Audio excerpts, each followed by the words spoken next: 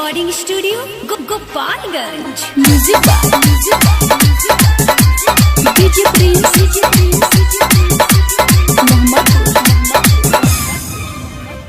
कहेलू बाबा अब होई का होई मानी लो बात तारा होई का होई।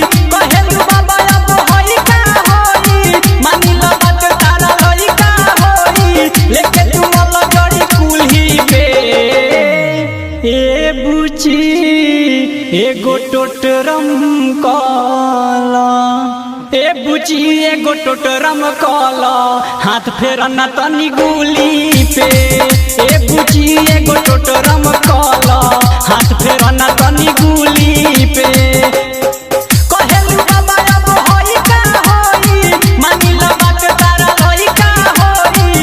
कहेलू बाबा अब होई का होई मानी लो बात तारा होई का होई। लेके तू मला गाड़ी कुल्ही पे ए बुची एगो टोटरम काला ए बुची एगो टोटरम काला हाथ फेरना तनी गुली पे।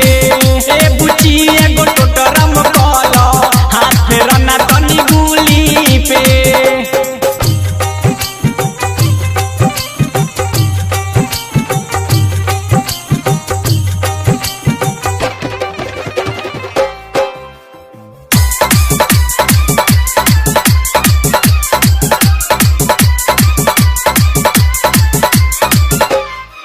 तनी फूलावा चढ़ावो छक पानी के गिरावो। तनी फूलावा चढ़ावो छक पानी के गिरावो। मैं अच्छा तो मिला के बुचिया कहतानी जवन कल तनी आगावा से भला जनी एने ओने देखो बुचिया। उठे ना रे हम दरदिया तनी को छापे ना पड़ी हरदिया तनी को। उठे ना रे हम दरदिया तनी को छापे ना पड़ी हरदिया तनी को। लेके टूटी करियनु मूली पे ए बुची एगो टोटरम काला ए बुची एगो टोटरम काला हाथ फेरना तनी गुली पे। ए बुची एगो टोटरम काला हाथ फेरना तनी गुली पे।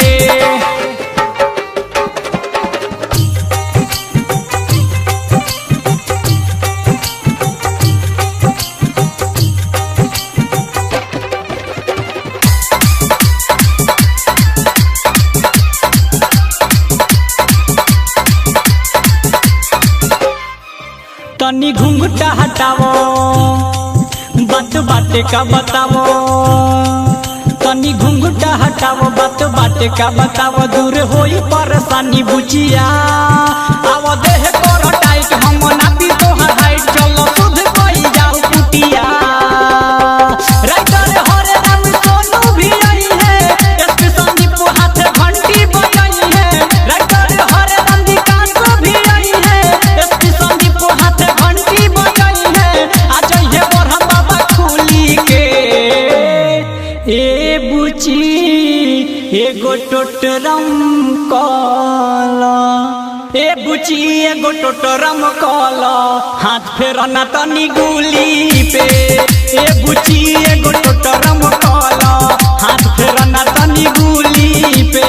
अरे ये बाछी तनी जल्दी करो ध्यान को बैठी के टाइम हो गइल बा।